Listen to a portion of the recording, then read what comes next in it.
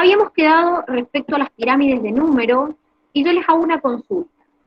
¿Ustedes piensan que la energía solar que llega a la Tierra es completa? O sea, ¿toda la energía del Sol llega a la Tierra?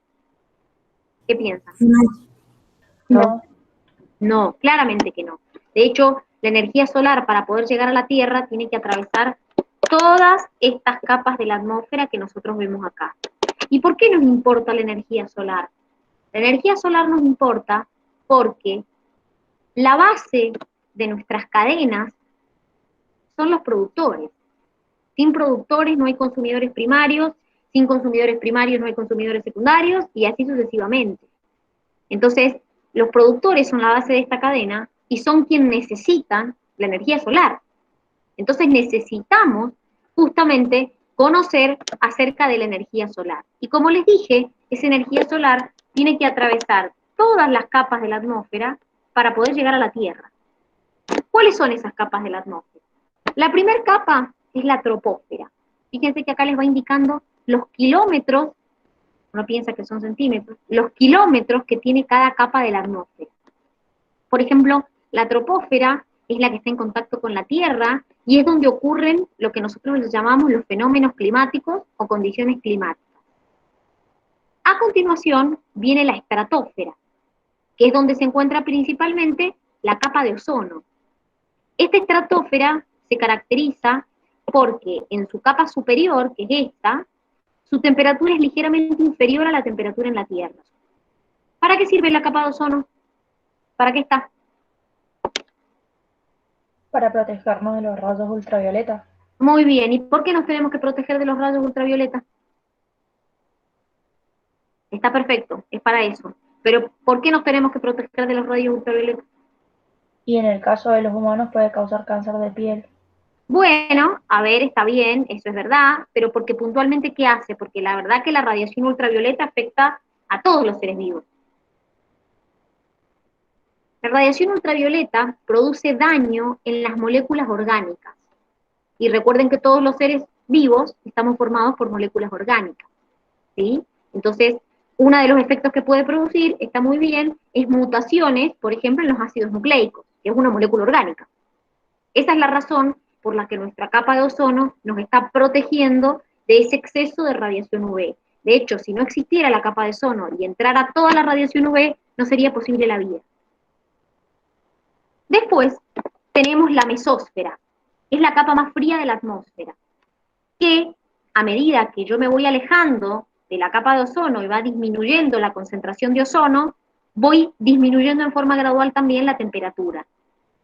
Y por último, la última capa es la termósfera o ionosfera, que básicamente se le llama ionosfera porque es una capa que es rica en átomos que están ionizados.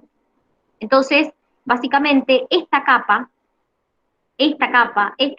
van sufriendo variaciones de temperatura. Fíjense cómo la temperatura en las distintas capas de la atmósfera va modificándose. Y eso se debe, entre otras cosas, a la composición de las distintas capas de la atmósfera. O sea que mi radiación solar tiene que atravesar todas estas capas para poder llegar a la Tierra. Entonces lo que a nosotros nos importa es la energía solar, básicamente. Es la energía del Sol. Y ustedes bien me dijeron que no toda la energía solar incide o llega a la Tierra. Es decir, de hecho, de toda la energía solar, solo el 50% llega y el resto no. ¿Y dónde va a parar el 50% restante? Bueno, un 30% se refleja, que ese reflejarse se conoce como albedo, ese porcentaje. ¿Qué es el albedo? Es básicamente el porcentaje de energía que se refleja teniendo en cuenta la energía que incide. Como les dije, en este caso, el 30%. El 20% restante se absorbe, el 17% en las capas inferiores de la atmósfera y el 3% restante en la ionosfera. Entonces quiere decir que el 50% va a ser el que va a incidir en mi Tierra, diríamos.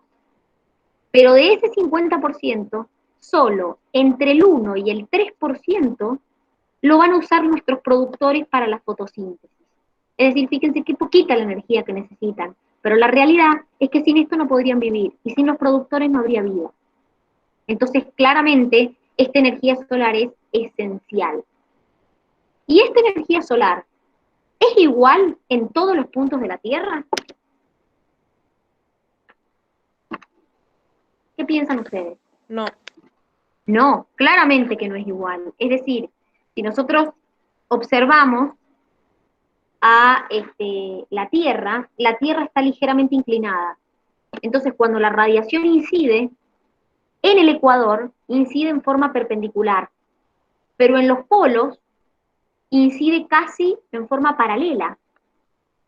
Entonces, esto hace que la radiación o la energía solar que reciben los polos no sea la misma que recibe el ecuador. Los polos reciben menos cantidad de energía solar que el ecuador. ¿Y en qué variará eso? ¿Qué me afectará? ¿En qué me afectará? En la vida que puede haber. A ver, ¿cómo sería eso? Y en los polos es muy difícil encontrar vida. No lleva mucha radiación por la temperatura. Bueno, va por ahí, muy bien, porque como yo tengo menos radiación solar, me cambia la temperatura, me cambian las precipitaciones, me cambia la humedad, me cambia el clima. Y si me cambia el clima, ¿qué me va a cambiar de ese lugar?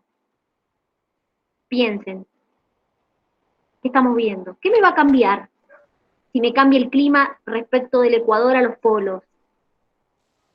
El ecosistema. Exactamente, el ecosistema.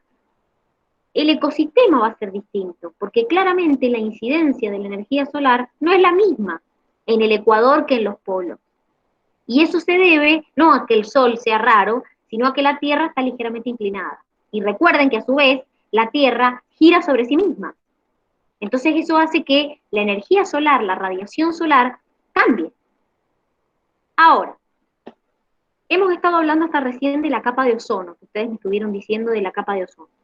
La capa de ozono, como muy bien dijeron ustedes, se encarga de la filtración del 99% de las radiaciones. Y esas radiaciones las convierte en calor. ¿Cómo hace? Cuando la radiación UV toma contacto con el ozono, que acuérdense que el ozono es oxígeno 3, libera átomos de oxígeno. Esos átomos de oxígeno reaccionan entre sí y vuelven a formar el ozono. Pero en ese proceso se produce la liberación de calor.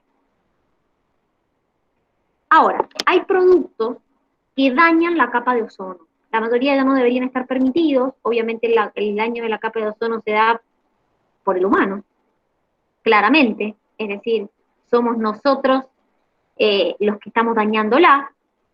¿Y qué significa esto? Hay un producto químico que se llamaba clorofluorcarbonados, SCFC, que estaban hechos de cloro, flúor y carbono, que eran productos que se usaban, por ejemplo, en los desodorantes ambientales, en los desodorantes corporales, también en las heladeras, en los matafuegos, pero se empezó a descubrir que era sumamente letal para la capa de ozono. Porque ¿qué hacía? El clorofluorcarbonado reacciona con el ozono y libera átomos de cloro. Y cuando se libera átomos de cloro, ese cloro reacciona con las moléculas de ozono y las destruye. Entonces cada vez la densidad de la capa de ozono iba disminuyendo más, cada vez se afinaba más. Por eso se suspendió o se prohibió el uso de los clorofluorcarbonados en la mayoría de estos productos en los que se usaba. Igual hay otros agentes que también dañan la capa de ozono de distinta manera. Por eso la capa de ozono cada vez está más delgada, cada vez disminuye su densidad, y eso es perjudicial. A ver, la capa de ozono nos está protegiendo a nosotros. Si nosotros la estamos destruyendo, esto es un tema de nosotros, ¿sí? Por eso también está este tema de lo que siempre decimos del cuidado de a la hora que tomo sol, que no puede ser la hora de la siesta, que hay que tratar de siempre usar protección solar alta, porque justamente es lo que hemos estado hablando. La radiación UV es, entre otras cosas, cancerígena, pero además es mutagénica, es decir, produce alteraciones a nivel de las moléculas orgánicas. Entonces, si encima la poca protección que tengo, que es la capa de ozono, cada vez disminuye su densidad, el efecto protector cada vez es menor. ¿Se entiende? ¿Se entiende esto, chicos? Sí, Sí, profe. Perfecto, perfecto. Hemos estado entonces recién mencionando, antes del recreo, un poco el tema de productores, consumidores. Hemos estado mencionando básicamente niveles tróficos. Entonces, tenemos que ver la diferencia entre una cadena trófica y una red trófica, que no es lo mismo. Una cadena trófica representa relaciones alimentarias entre los organismos de un ecosistema. Por ejemplo, esto que ustedes alguna vez tienen que haber hecho en la escuela, donde nos hacían poner los animalitos, este es comido por este es comido por este, y así. Nunca una cadena trófica va a tener más de 5 eslabones. Y ya van a entender el por qué nunca tiene más de 5 eslabones. Pero sí me interesa que vean que las flechas no van para cualquier lado. Las flechas tienen un sentido, y eso significa que siempre indican al que come. Entonces, la hoja o las plantas es comida por el gusano. El gusano es comido por el camaleón. Pero sí me interesa que se queden de acá con el concepto de que nunca en una cadena trófica, perdón, van a haber más de 5 eslabones. Ya vamos a ver el por qué nunca puede haber más de 5 eslabones. Vamos ahora con el concepto de red trófica. No es lo mismo. Las redes tróficas son conjuntos de interacciones entre organismos donde incluyo a los productores, a los consumidores herbívoros y también a los carnívoros, a los detritívoros, que ya vamos a ver quiénes son, y a través de ellos fluye energía y también materia. Una red trófica es lo que tienen ustedes acá. Este lío de flecha para todos lados que nadie entiende. Esto es una red trófica. Son un montón de cadenas alimentarias interactuando entre sí. La realidad es que esto no es muy común en el ecosistema. O sea, esto me representa mejor un ecosistema, porque claramente, lo hemos estado hasta viendo recién, un predador no tiene una sola presa, tiene muchas. Entonces, que yo diga que el camaleón solo come gusano, y no es tan real, ¿sí? Porque la realidad es que los predadores generalmente tienen más de una presa, no comen una sola cosa.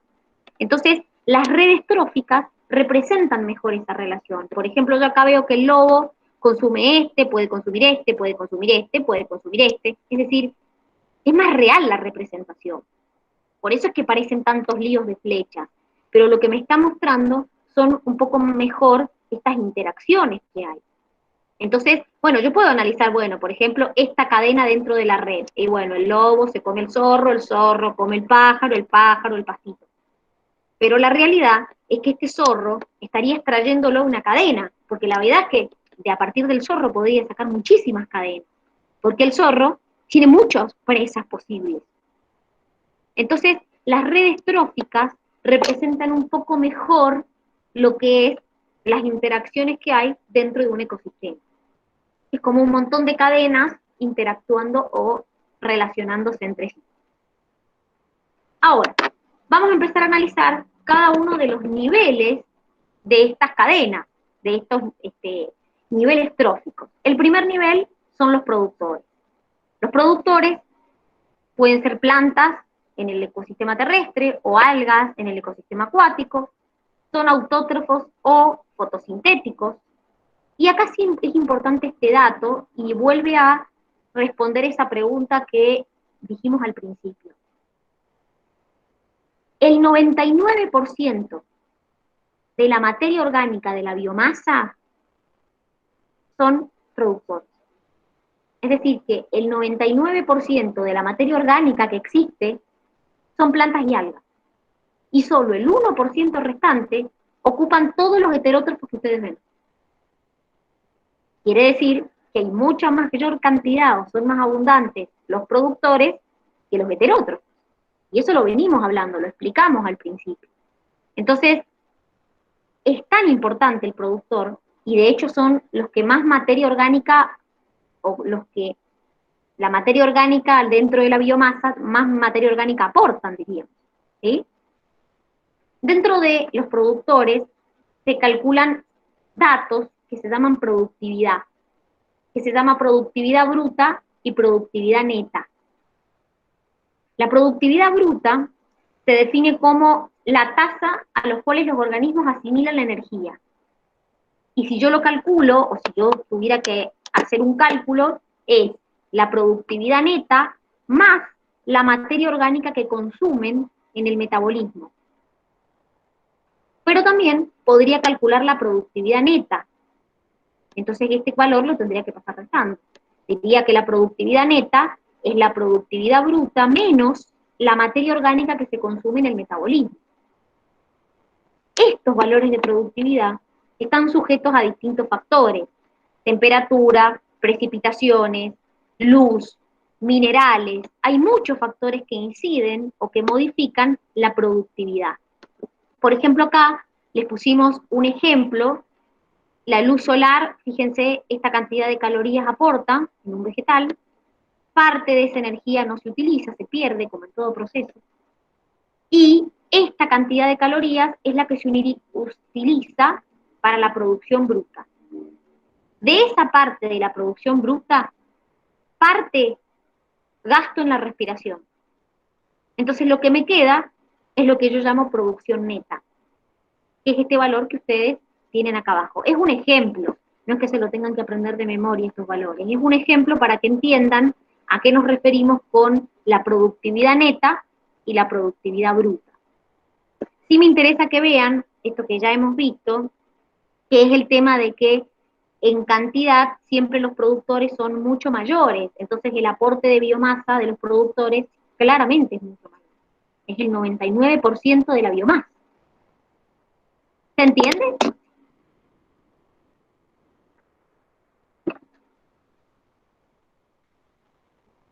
Bien, Sí. vamos con los consumidores, otro eslabón de la cadena. Los consumidores pueden ser primarios o pueden ser consumidores secundarios. Los consumidores primarios son herbívoros, es decir, son aquellos que se alimentan de vegetales, pero es importante que entendamos que, un poco lo que les vengo diciendo, de la energía que consumo, solamente una parte se puede convertir en biomasa animal. Es decir, que solo una pequeña parte de la energía que ese herbívoro consume lo transforma en biomasa de él. Lo mismo pasa con los consumidores secundarios. Los consumidores secundarios, que son carnívoros, es decir, que se van a comer a los primarios, pasa lo mismo. Solo una pequeña parte de la sustancia orgánica del cuerpo del herbívoro pasa a formar parte del carnívoro. Entonces, lo que nosotros queremos que entiendan, que ahora lo vamos a ver con conceptos, es que de todo lo que yo, o de lo que en los distintos niveles de lo que se consume, no todo se asimila. Siempre hay una pérdida energética, y también cuando yo hablo de materia, siempre una parte de esa materia orgánica voy a poder incorporar, pero otra parte no. Entonces, además de existir consumidores en un nivel trófico y además de existir productores, tenemos a los saprófagos. Y acá está un poco lo que me decías, me preguntaban antes del humus. ¿Qué quiere decir esto? Cuando nosotros queremos descomponer la materia orgánica, tenemos que hacer pasar dos etapas. Una etapa se llama humidificación y la otra etapa se llama mineralización. ¿Qué quiere decir esto? La humidificación es cuando yo formo el humus, que es esa tierra oscura, esa tierra fértil, que es como la primera etapa de la descomposición de la materia. Y después, la mineralización es cuando se descompone por completo la materia orgánica y la transformo en materia inorgánica. ¿Quiénes son los encargados de estos procesos? Los detritívoros o carroñeros y los descomponedores. El detritívoro o carroñero es el que consume la presa muerta. Entonces, contribuye más que todo a achicar el tamaño de la presa. También puede que haya alguna transformación química cuando lo digiere, entonces en su sistema digestivo puede hacer alguna transformación, que son las hienas, los buitres, los cuervos, que se alimentan puntualmente de presas muertas. Pero que se alimenten no quiere decir que hagan la conversión de materia orgánica a materia inorgánica, porque de esa etapa se encargan los descomponedores, que también son parte de los saprófagos. Los descomponedores son los que verdaderamente transforman la materia orgánica en materia inorgánica. Y ahí voy a tener bacterias, hongos, lombrices. Por eso la importancia de los descomponedores. Acuérdense que nosotros empezamos esta clase diciendo esto ciclo de la materia. Bueno, en ese ciclo de la materia los descomponedores son fundamentales porque son los que hacen la conversión final de orgánico a inorgánico. Entonces, los saprófagos también son parte de las cadenas, de las redes. Por más que generalmente cuando nosotros hacíamos una red o una cadena en la secundaria no nos hablaban de los descomponedores. ¿Sí? Por ahí eran solamente consumidores y nada más que productores. Pero los descomponedores, los saprófagos, también son muy importantes en las cadenas y en las redes tróficas, porque son los que hacen la transformación final, básicamente, de orgánico a inorgánico. ¿Se entiende hasta acá? Sí. Bien. Hemos estado hablando recién un poco, de hecho se los expliqué con los herbívoros y los carnívoros, que no todo lo que yo como lo puedo asimilar. Es decir, le pasa a un carnívoro, le pasa a un herbívoro, de lo que yo consumo hay una parte que no se asimila. Entonces, para eso existe lo que se llama la eficiencia ecológica. Hay un parámetro que se llama eficiencia ecológica. ¿En qué consiste eso? La eficiencia ecológica hace referencia a la capacidad que tienen los componentes bióticos de un ecosistema para usar el recurso alimentario, usar su alimento, y poder convertirlo en biomasa propia. En criollo, la capacidad que tienen los organismos vivos del ecosistema de poder explotar el alimento que se quieren comer, de poder usarlo, pero también de poder convertirlo en biomasa. Entonces, dentro de esta eficiencia ecológica hay dos parámetros: la eficiencia de asimilación y la eficiencia de producción neta. ¿A qué nos referimos con eficiencia de asimilación? Y acá está un poco lo que les estaba diciendo. A la proporción de energía que consumo que verdaderamente asimilo. Es decir, de toda la energía que consumí, ¿cuánto es lo que verdaderamente yo voy a asimilar? Porque no es el 100. No hay una asimilación al 100. Por ejemplo, los herbívoros que comen semillas y comen vegetales, asimilan el 80% de la energía de las semillas y del 60 al 70% de la energía de la vegetación joven. Es decir, que cuando comen, no asimilan toda la energía, asimilan una parte. Entonces, esa proporción es lo que se llama eficiencia de asimilación. Los ramoneadores, entre el 30 y el 40%. Ahora, ¿qué es la eficiencia de producción? Eficiencia de producción neta. Es la proporción de energía que asimilé menos la que gasté en la respiración. Entonces, por ejemplo, en un vegetal, esa eficiencia de producción va entre un 30 y un 85%. Y en los vegetales, esta eficiencia de producción neta cambia de la zona templada a la zona tropical.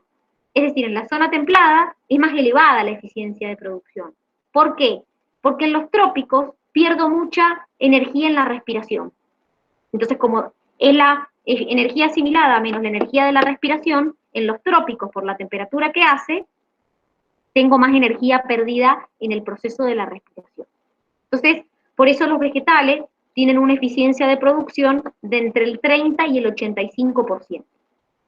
Entonces, en criollo, esto me permite conocer cuán eficientes son o qué capacidad tienen los organismos, un vegetal, un herbívoro, es decir, un herbívoro o un carnívoro, lo que sea, depende del que esté analizando, de lo que consumen, poder asimilarlo, es decir, poder convertirlo en biomasa propia. Eso es lo que analiza, por eso se llama eficiencia ecológica, es decir, a ver cuán eficiente soy de lo que consumo, poder convertirlo en biomasa. ¿Se entiende? Profe, yo no entendí bien la eficiencia de producción neta. Es lo que asimilaste, la energía que asimilaste, menos la que gastaste en el proceso de respiración. El proceso de respiración es un proceso que te consume energía. Entonces, la eficiencia de producción neta es de la energía que verdaderamente asimilaste, cuánto gastaste en el proceso de respiración. Por eso es lo que asimilo menos la energía de respiración. Esa es la eficiencia de producción neta. Gracias, profe. ¿Ya? Bien. Hemos estado hablando hasta acá de dos cosas por separado. Una, el tema de que en cada nivel yo voy perdiendo energía, que de hecho se los conté, pero otra cosa que también estuvimos hablando es que en las cadenas alimentarias nunca hay más de 5 eslabones. Ahora vamos a entender el por qué. Miren, esto se llama eficiencia de la transferencia energética, y es un poco lo que les vengo contando desde que empezamos la clase hasta acá. ¿Qué quiere decir esto de eficiencia de la transferencia energética? ¿Por qué una cadena no puede tener más de 5 eslabones? Porque la realidad, miren, acá tengo los eslabones, acá tengo productor, consumidor primario, consumidor secundario, terciario, cuaternario, 5 eslabones. Porque la realidad es que solo el 10% de la energía almacenada, por ejemplo, en una planta, se convierte en biomasa de un animal. Solo el 10%. Y eso mismo pasa en cada nivel. Solo el 10% de la energía almacenada acá se convierte en biomasa de este. Solo el 10% de lo que tiene este se convierte en biomasa de este. Entonces, a medida que yo voy avanzando en mi cadena, cada vez recibo menos energía. Acá les hicimos un ejemplo de 4 eslabones. Imagínense el productor que tiene una eficiencia al 100 porque recibe la energía lumínica. Solo el 10% de lo que hay almacenado le va a llegar a este. O sea, lo va a poder convertir en biomasa animal. O sea, 10%. Después, de lo que tiene almacenado este, solo el 10% le llega a este. O sea, el 1%. De lo que tiene almacenado este, solo el 10% le llega a este. O sea, 0,1. Entonces, fíjense cómo a medida que yo voy avanzando en los distintos eslabones, diríamos, cada vez la energía que recibo es menor. Por eso no puedo tener más de 5. Porque imagínense 0,1, 0,001, 0,0001, ya casi no recibo energía. Por eso las cadenas tienen como máximo 5 eslabones. Ahora, ¿qué pasa con el resto de la energía? El resto de la energía, como dice la segunda ley de la termodinámica, se disipa. ¿Cómo se disipa? Como calor. Es decir, el 90% restante se disipa como calor. Por eso yo les dije, no estamos exentos de la ley de la termodinámica, o de la segunda ley de la termodinámica, que decía que cuando hay una transformación energética, parte de la energía se disipa. Y no, la realidad es que esa parte de energía que se disipa, acá es bastante. Y esa parte de energía que se disipa como calor. Por eso fíjense que en cada etapa hemos remarcado esto de las pérdidas de calor. ¿Se entiende?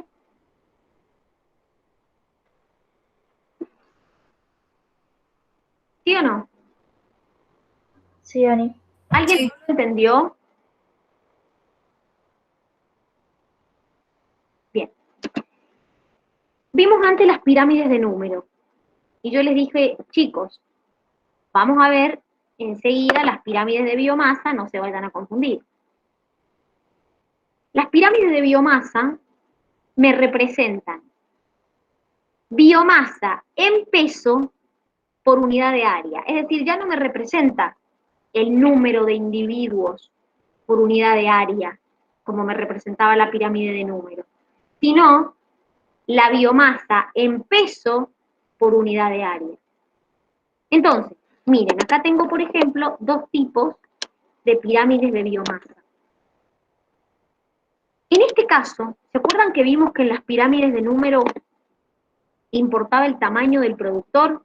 Si el productor era pequeño o si el productor era grande. Acá no importa el tamaño del productor. Acá lo que importa es la tasa de reproducción que tenga el productor. Entonces, por ejemplo, en esta pirámide yo veo la biomasa por unidad de área del productor, la biomasa por unidad de área del herbívoro, la biomasa por unidad de área del carnívoro. ¿Cuándo se invierte la pirámide? Cuando el productor cambia de tamaño, no. Cuando el productor tiene una alta tasa de reproducción. Cuando el productor, por ejemplo el fitoplancton, tiene una alta tasa de reproducción, la pirámide de biomasa se invierte. Entonces la base es más estrecha que lo que vendrían a ser los consumidores primarios. Y esto es lo que pasa, por ejemplo, con el fitoplancton y el zooplancton. El fitoplancton tiene una alta tasa de reproducción. Entonces una pequeña cantidad de fitoplancton puede alimentar a más cantidad de zooplancton. Entonces, si yo comparo la pirámide de número y la pirámide de biomasa, ¿qué es lo que ocurre? Esto es lo que vimos en la pirámide de número. El pasto necesita mucha cantidad de individuos para alimentar al nivel que sigue. Un árbol, que es un productor de más tamaño, puede alimentar a mayor cantidad. Entonces, acá se invertía dependiendo del tamaño del productor. En las pirámides de biomasa eso no pasa, valga el versito. Es decir, en la pirámide de biomasa no me interesa si el productor acá es una hierba o es un árbol, lo que me importa es su tasa de reproducción. Entonces, cuando la tasa de reproducción sea elevada, yo voy a ver que la pirámide de biomasa va a estar invertida. ¿Se entiende la diferencia entre pirámide de número y pirámide de biomasa?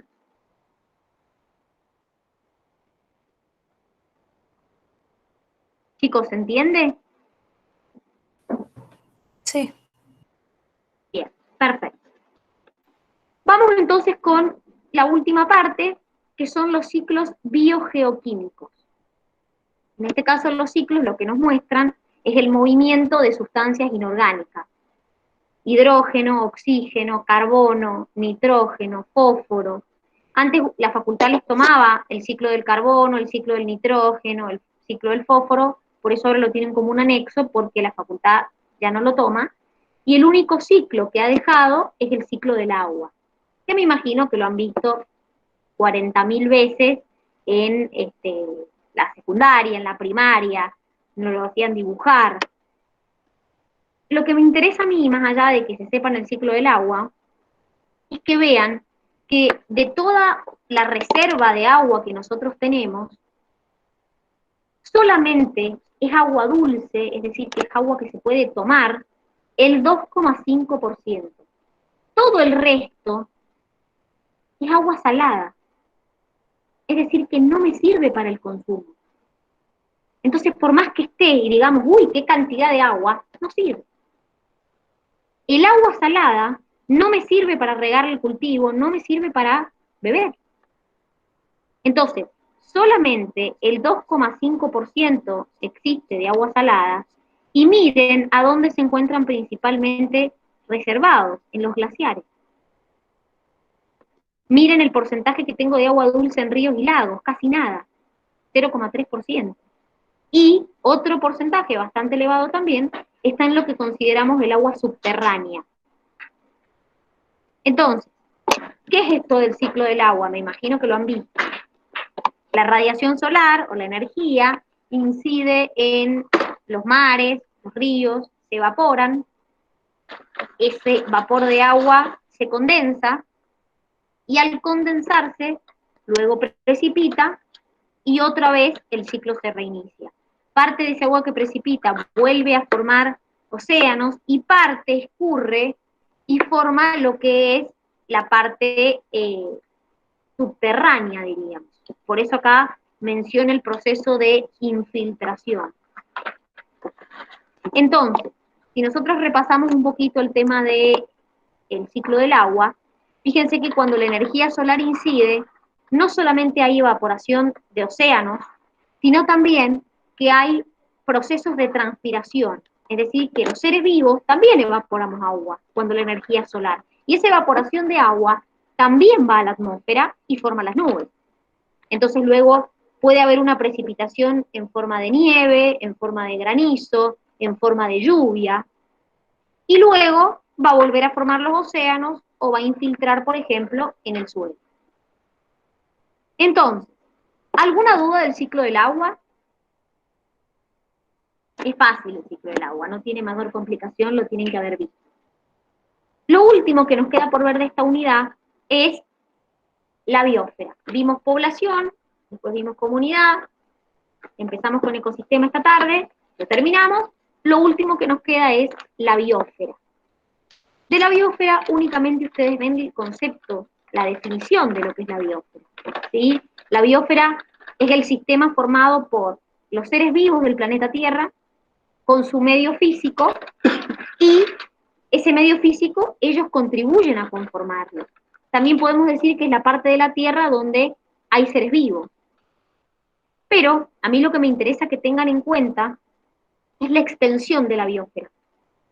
Porque la biosfera va desde 8 a 10 kilómetros por encima del nivel del mar, pero no termina en la Tierra, sino que por debajo del nivel del suelo, unos pocos metros, también se considera parte de la biosfera. ¿Por qué? Porque existen individuos que pueden vivir en esos pocos metros por debajo del nivel del suelo, como por ejemplo bacterias, algunos hongos, es decir, consideramos biosfera por debajo del nivel del suelo hasta donde las raíces pueden penetrar. Entonces, si tuviéramos que distinguir la longitud que tiene esa biosfera, va de 8 a 10 kilómetros del nivel del mar hasta unos pocos metros por debajo del nivel del suelo, que es donde penetran las raíces. Esa es como la extensión que tiene la biosfera.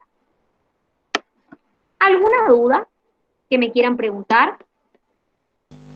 Dani, Dime tú. ¿vos puedes volver a explicar qué era los saprófagos? Eso no me quedó claro.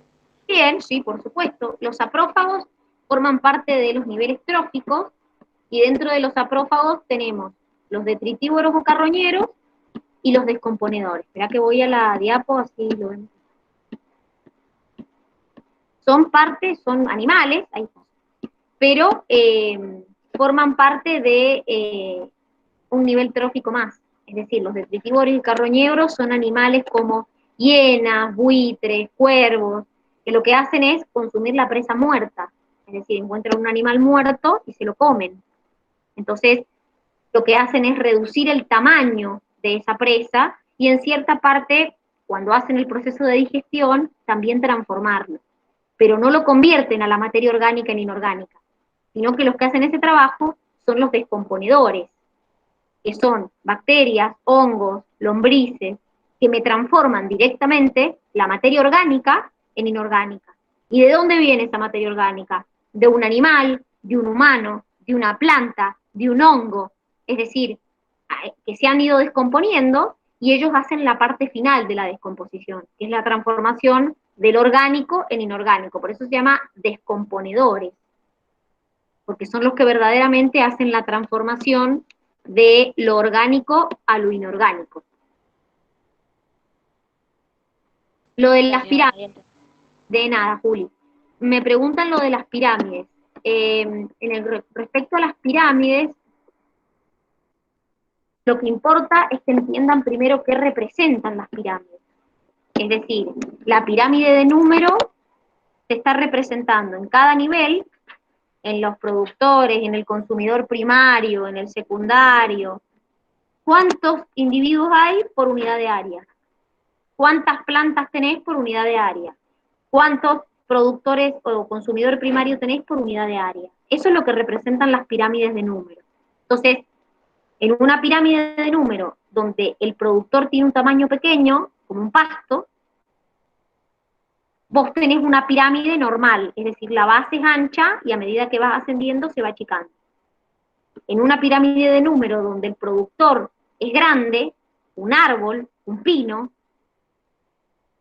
con un solo árbol vos podés alimentar a varios consumidores primarios. Entonces la pirámide se invierte, la base es más estrecha y después aumenta. ¿Cuál es la diferencia con la pirámide de biomasa? Que no te dan el número de individuos por unidad de área, sino que te dan la biomasa en peso por unidad de área en cada nivel, en los productores, en los primarios, en los consumidores secundarios. Entonces, en las pirámides de biomasa, no importa el tamaño que tenga el productor, no importa si es un árbol o una plantita. Lo que importa es cómo se reproduce ese productor. Eso es lo que te determina que sea una pirámide normal o que sea una pirámide invertida. Entonces, cuando tiene una tasa de reproducción normal, va a tener una pirámide normal. Cuando tiene una alta tasa de reproducción, el productor, la pirámide se va a invertir. Entonces vas a tener una base estrecha. Porque no depende del tamaño, sino que más bien depende de su tasa de reproducción, es decir, de cuánto se reproduzcan la base, que son los productores, básicamente. ¿Se entendió, Belu? Sí, gracias, profe. Bien. ¿Alguna duda más de lo que hemos visto? ¿No? Bien. Bueno, muchachos, vamos a hacer una cosa. Vamos a llegar hasta acá con la teoría de ecología.